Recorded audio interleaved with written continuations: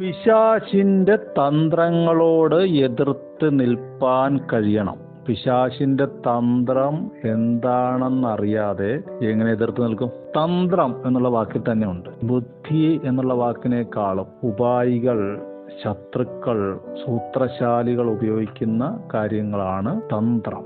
യുദ്ധതന്ത്രം വൈദികൾ ഉപയോഗിക്കുന്നതാണ്. എഫേസ്യ ലേഖനം 5-ാം അധ്യായവും 6-ാം അധ്യായവും കൂട്ടി വായിച്ചാൽ നമുക്കറിയാം. അവിടെ പരിശുദ്ധാത്മാവ് പറയുന്നത് നിങ്ങളുടെ മാതാപിതാക്കളോട്, എന്നുവെച്ചാൽ അപ്പനോട്, അമ്മയോട്, മക്കളോട്, യജമാനന്മാരോട്, ദാസന്മാരോട്, ഭാര്യമാരോട്, ഭർത്താക്കന്മാരോട്. ശ്രദ്ധിച്ചില്ലേ? നമ്മുടെ രക്തബന്ധങ്ങളെ നമുക്കെതിരായി കൊണ്ടുവരും. എന്തിനാ? നമ്മൾ ജഡത്തിൽ പോരാടണം. ജഡത്തിൽ നമ്മൾ എപ്പോൾ പോരാടുന്നോ അപ്പോൾ പിശാചിന് ഗ്രൗണ്ട് കിട്ടി. മറിച്ച് ഈ വിഷയത്തിൽ നമ്മൾ പ്രാർത്ഥനയോടെ ആത്മാവിൽ ജയിച്ചാൽ സാത്താനെ നമ്മൾ ഒതുക്കാം. മാത്രമല്ല, സാത്താനാൽ ഒതുങ്ങിപ്പോയ സഹോദരങ്ങളെ, സഭയെ നമുക്ക് രക്ഷിക്കാം.